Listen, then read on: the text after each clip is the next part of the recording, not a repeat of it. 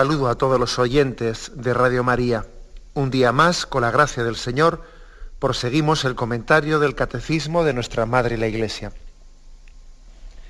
Estamos comentando lo que son las indulgencias dentro del apartado del sacramento de la penitencia. Al final se reservan unos números para la explicación de lo que son las indulgencias. Las indulgencias que decíamos, una breve y densa, porque yo comprendo que tiene un lenguaje teológico denso, ¿no? Que por eso ayer nos explayamos en comentarlo. Dice que las indulgencias es la remisión ante Dios de la pena temporal que tienen nuestros pecados, que ya han sido perdonados en cuanto a la culpa en el sacramento de la confesión, pero que también han dejado una pena temporal, han dejado un apego del que debemos de purificarnos, y las indulgencias son pues esa remisión ante Dios, de esa pena temporal que tienen nuestros pecados, que conllevan nuestros pecados.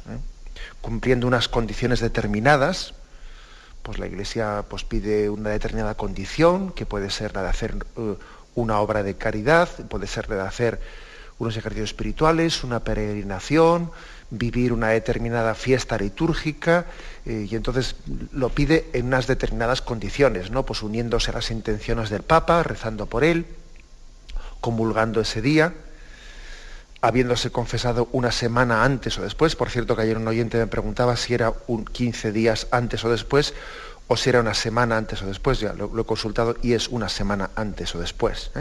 Con esas determinadas condiciones, pues la Iglesia concede esa indulgencia, que es, como decimos, es la remisión de la pena temporal que todavía nos queda por purificar, fruto de que nuestro pecado no únicamente ofende a Dios, sino que también va acumulando en nosotros unos apegos y unos desórdenes que tienen que ser purificados.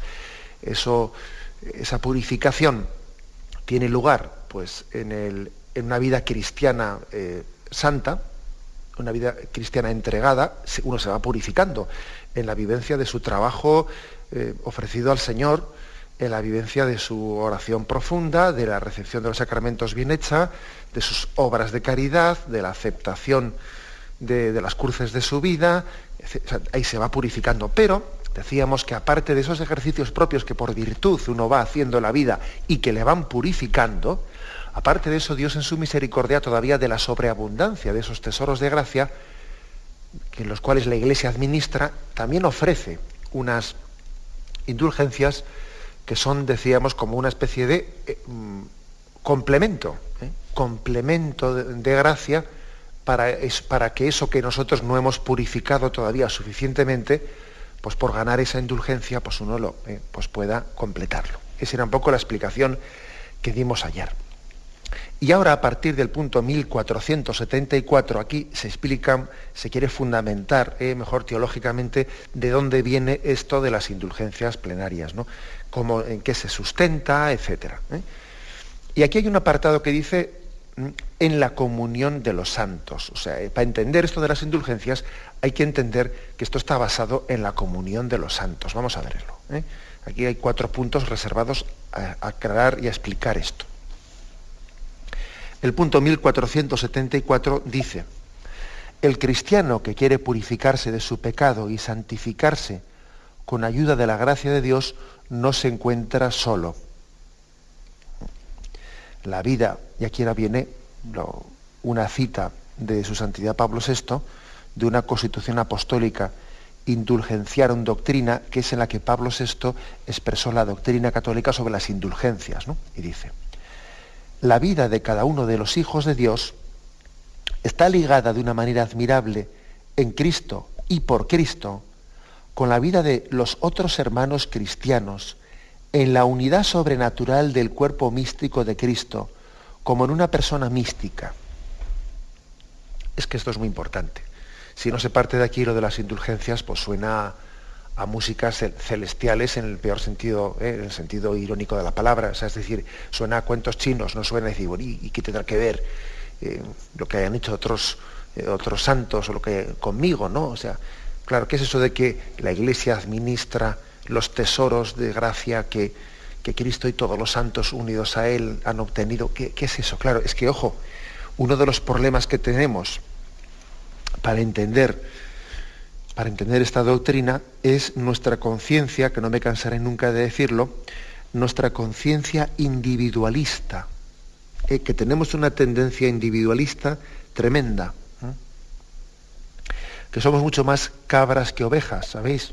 Y sabéis que la cabra tira al monte y parece que por su propia naturaleza tiende a ir solitaria, ¿no? Mientras que la oveja, por su propia naturaleza, parece que estar integrada comunitariamente en el rebaño. Somos más cabras que ovejas, y eso es uno de los problemas que tenemos, que el pecado original ha fraccionado en nosotros, ¿no? a ese sentido de comunitario, ese sentido comunitario que el hombre tiene. El hombre creado a imagen y semejanza de Dios, y Dios es comunidad, Dios es familia, Dios es Padre, Hijo y Espíritu Santo. Y nosotros, que hemos sido creados a su imagen y semejanza, en sí tenemos también esa huella comunitaria dentro de nosotros. Lo que pasa es que el pecado original lo ha distorsionado, y nuestros pecados personales todavía han terminado de rematar la operación, y entonces, pues eso, por eso somos más cabras que ovejas. Pero claro, precisamente en la medida en que el hombre se acerca a Dios, va recuperando sentido comunitario. Y al revés, en la medida en que el hombre va recuperando su sentido comunitario, su sentido de ser comunión, va acercándose a Dios. Eso está bastante claro, ¿eh?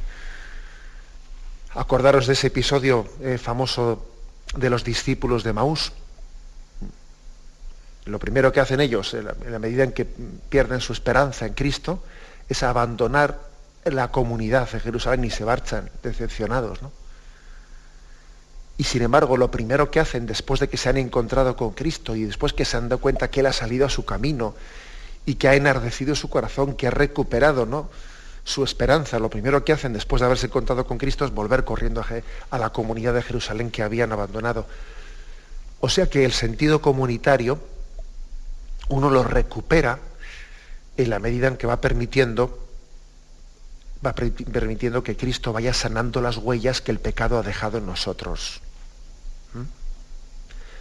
En la medida en que Cristo, nuestro buen pastor, ¿no?, nos va buscando, cargando sobre sus hombros, sanando, pues bueno, pues volvemos a ser más ovejas que cabras, ¿no? Y esto creo que es importante, que nos demos cuenta. Tenemos, el hombre, ¿no?, ha sido creado a imagen y semejanza de ese Dios que es comunión.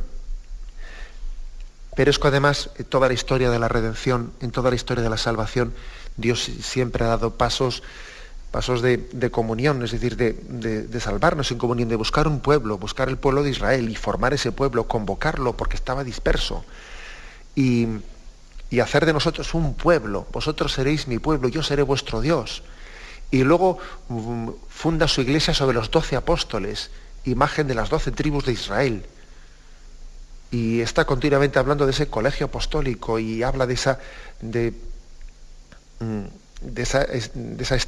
estancias que el Padre tiene preparada en el cielo, también como ese gran banquete del reino celestial en el que se subraya el sentido de comunión eterna en el cielo. Bueno, es decir, es continuamente subrayar eso una y otra vez, ¿no? Por lo tanto, tenemos que purificar nuestra tendencia individualista. No pensar jamás que caminamos solos. Piensas que caminas solo y resulta que el Señor te lleva en sus brazos.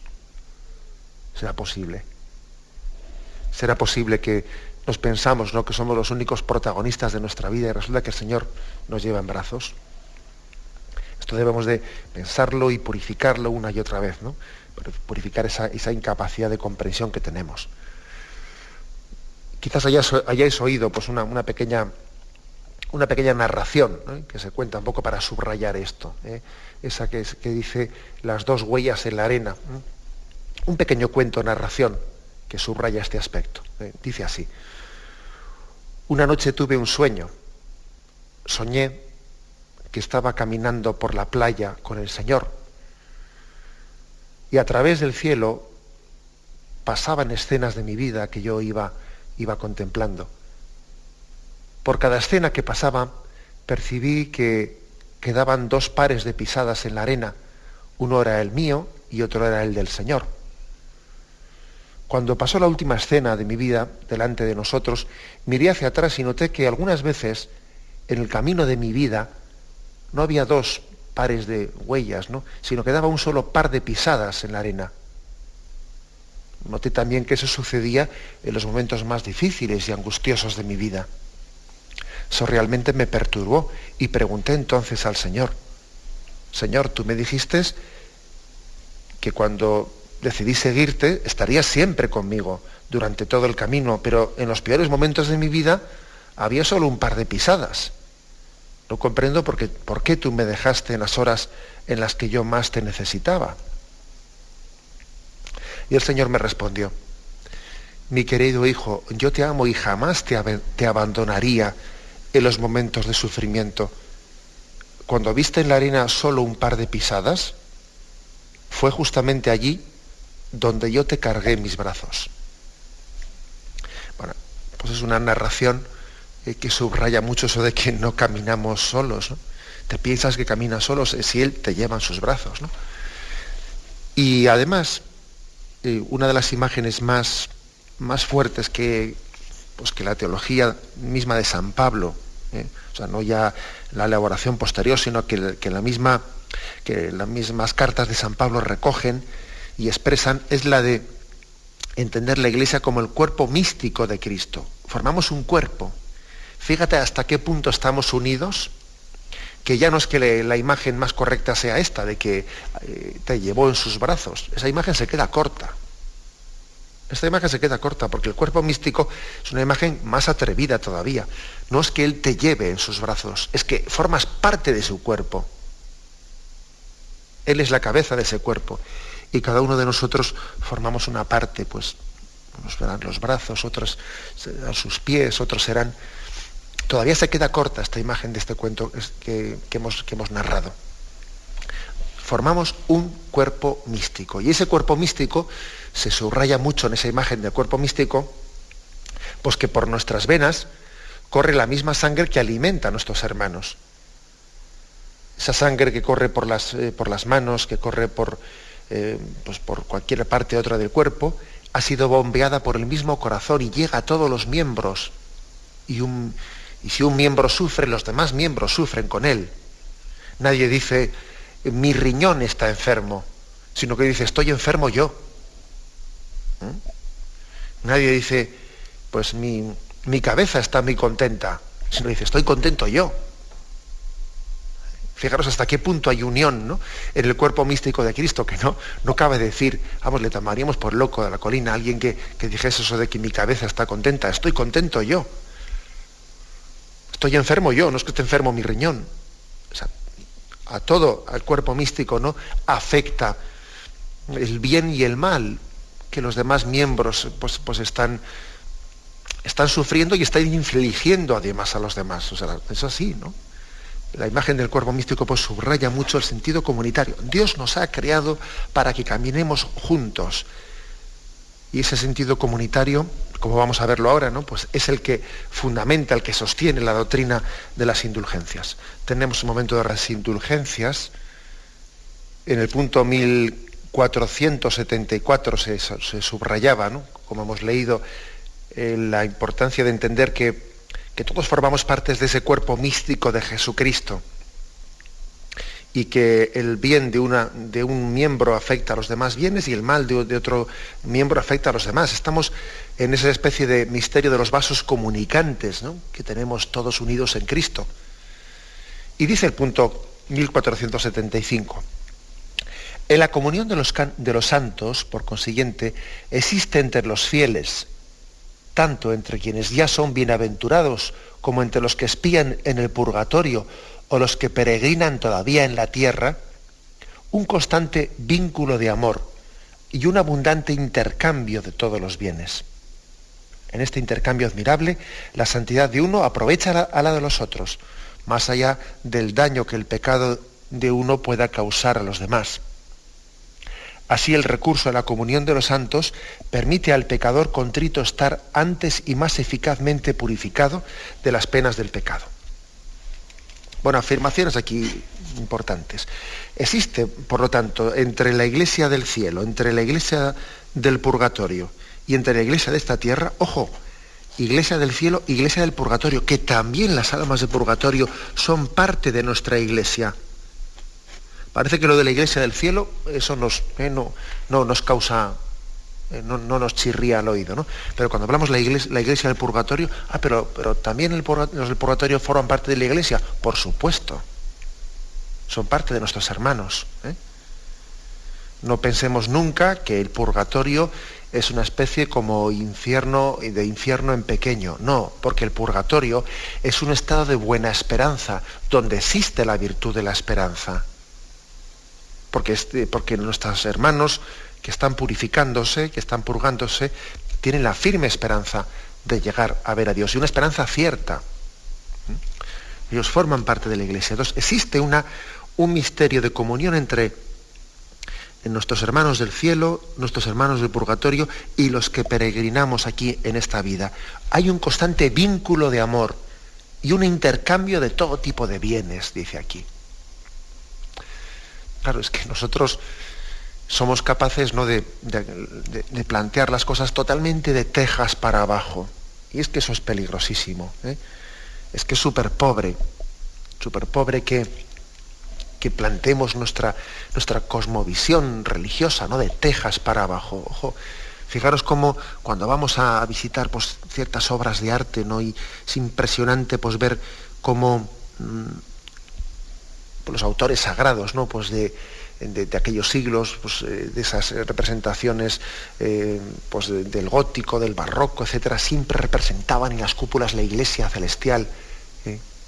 La iglesia celestial, incluso a veces también se incluyen las almas de purgatorio en esas representaciones, ¿no? Ellos eran conscientes de que estaban insertados en ese misterio del cuerpo místico de Cristo, del cual también formaban parte, ¿no?, la iglesia triunfante y la iglesia purgante. Ojo, no seamos tan necios, ¿no?, de ponernos las orejeras, como el burrito que se pone las orejeras y únicamente ve lo que tiene a unos metros delante de suyo. O sea, quítate esas orejeras, levanta los ojos al cielo, ¿no?, y mira que tú formas parte también de esa iglesia celestial, de tus hermanos que te preceden en el cielo, de tus hermanos también que están en la iglesia del purgatorio. También el misterio de la muerte yo creo que nos hace sufrir y nos destruye más, mucho más de lo debido, ¿no? Y nos desgarra, porque es que nos falta fe, ¿no?, para caer en cuenta de que nuestros hermanos difuntos están pues insertados en esa iglesia celestial y en esa iglesia del purgatorio. Y claro, alguno preguntará, ¿y con aquellos que han sido condenados en el infierno no existe comunión? Pues no, porque precisamente el estado de la condenación, precisamente lo que es el pecado mortal, consiste en la ruptura de la comunión, consiste en la ruptura de ese misterio de amor que Dios tiene con nosotros. Acordaros de esa parábola del rico Epulón y del pobre Lázaro, en la que se subraya mucho pues que cuando el rico Epulón dice: Padre Abraham, envíame una gota de agua que aquí me consumo en las llamas. Él dice: no, porque entre nosotros y vosotros hay un abismo tal que nadie puede pasar de aquí. Es decir, se subraya en esa imagen el abismo de incomunicación existente entre la iglesia del cielo, del purgatorio. Hay un abismo tal entre nosotros de forma que nadie puede comunicarse. O sea, lo dice expresamente ese pasaje del Evangelio. Luego entendamos que precisamente el infierno es la ruptura de la comunión. Con lo cual la comunión se está dando entre la iglesia del cielo, la iglesia del purgatorio y nuestra iglesia peregrinante. Y existe un continuo intercambio de bienes. Es verdad que ese intercambio de bienes ese intercambio continuo de bienes no quita pues un aspecto, una faceta que existe de responsabilidad personal que tiene cada uno. Eso también es verdad.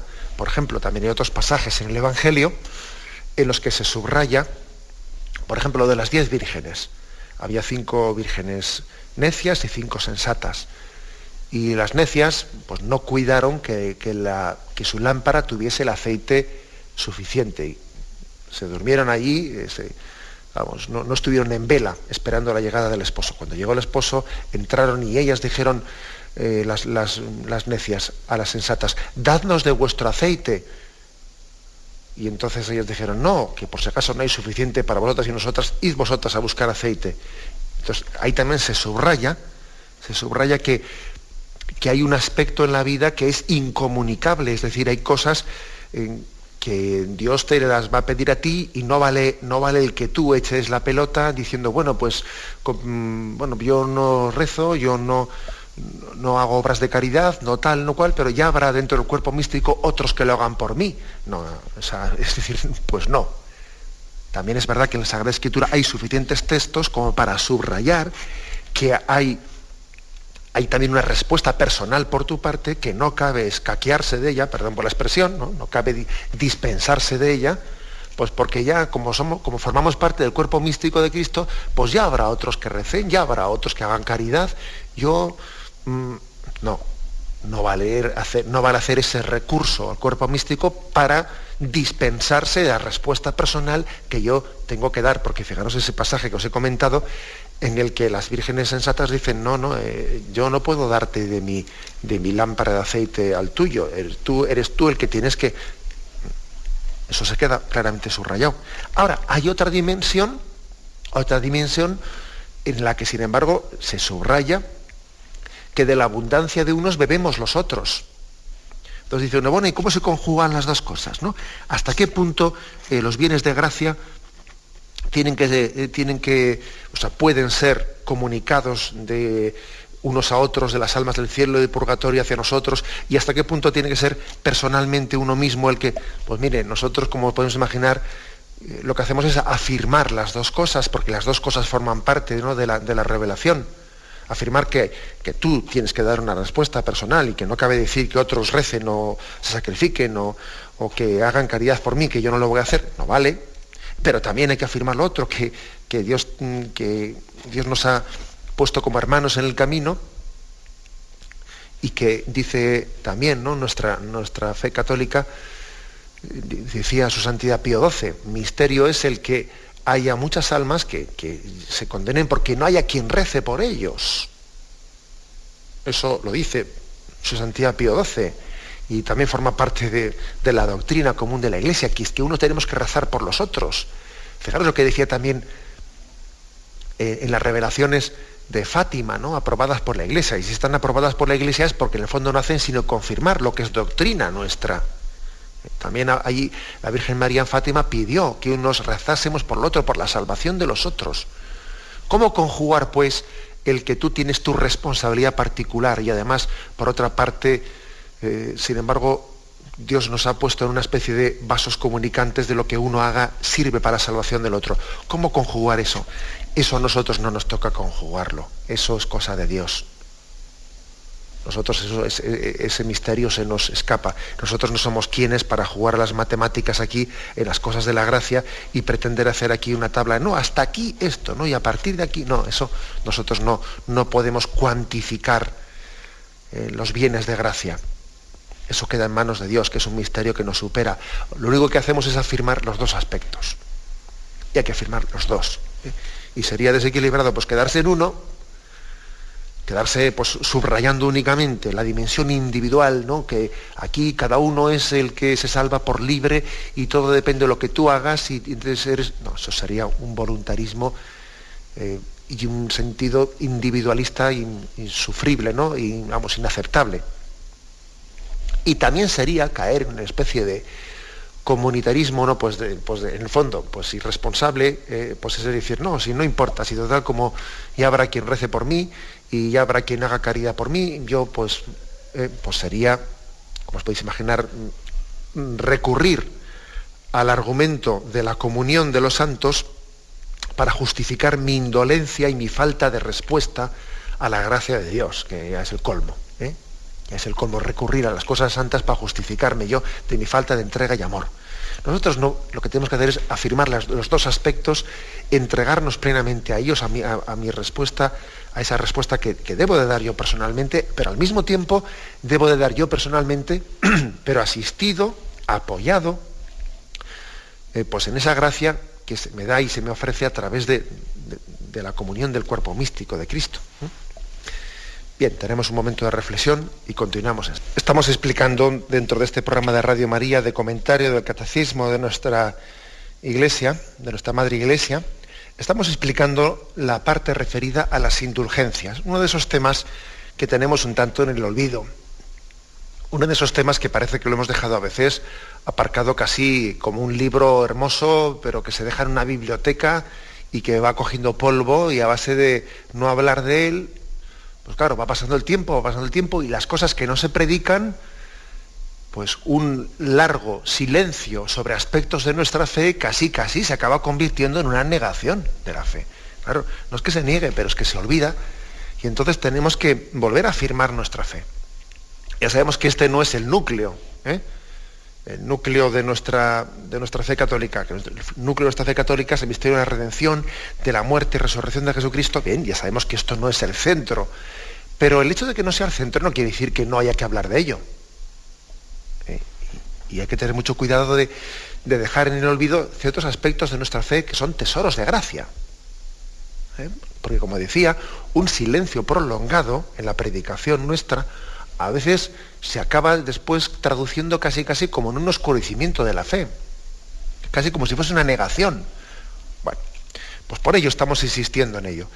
Y especialmente, llevamos ya, este es el segundo día, pero especialmente en el apartado del 1474 en adelante, habla de la comunión de los santos como el fundamento de la doctrina de las indulgencias. Y en este punto que estábamos comentando ahora, en 1475, dice, ¿no? En este intercambio admirable, la santidad de uno aprovecha a los otros, más allá del daño que el pecado de uno pueda causar a los demás. Es curioso, porque nosotros vemos más fácil cómo el pecado de uno hace daño a otros, que cómo la santidad de uno aprovecha a los otros. Vemos más fácil lo segundo que lo primero. No, perdón, lo primero que lo segundo. Que el pecado de uno afecta a los otros, eso lo vemos facilísimamente hablando, ¿no? Hay que ver los malos testimonios, qué fácil se comunican, ¿no? Qué fácil. Iba un niño a la guardería, que es la primera vez que sale de casa, y ya vuelve el niño diciendo palabrotas, tú. Y dice, no, pero ¿será posible? ¿Será posible que ha ido ahí a la guardería, lo primero que ha aprendido, viene a casa diciendo palabrotas? Y entonces uno dice, qué fácil se aprende lo malo. No nos equivoquemos. No nos equivoquemos. Seguro que ese niño está aprendiendo también muchas cosas buenas. Seguro que ese niño también allí viendo cómo otros comen, él también aprende a comer. Segundo, es decir, pero es verdad que lo que más se nos hace palpable, ¿no?, a nuestros ojos es la capacidad que tiene el mal de contagio. Pero ojo, también el bien tiene una capacidad de contagio. Lo que pasa es que el bien se caracteriza pues por su discreción. El bien es discreto. El bien suele ser muchas veces anónimo. Que como ya he dicho en alguna ocasión aquí, que mete más ruido un árbol que es cortado en el bosque y cae con estrépito, que todo un bosque creciendo en silencio. Por eso dice, ¿no?, en este intercambio admirable, la santidad de uno aprovecha a los demás más allá del daño que el pecado de uno pueda causar a los demás. Más allá, hay que tener confianza en que el bien es más efectivo que el mal. Aunque sea menos escandaloso, aunque sea menos patente, pero es más efectivo. Dice, así el recurso a la comunión de los santos permite al pecador contrito estar antes y más eficazmente purificado de las penas del pecado. Ayer hubo un oyente que hizo una llamada pues muy interesante, como todas las que hacen los oyentes, ¿no? Pero él preguntaba, bueno, si yo en mi vida ya trabajo y ya procuro hacer las cosas, bueno, más o menos procuro, ¿no?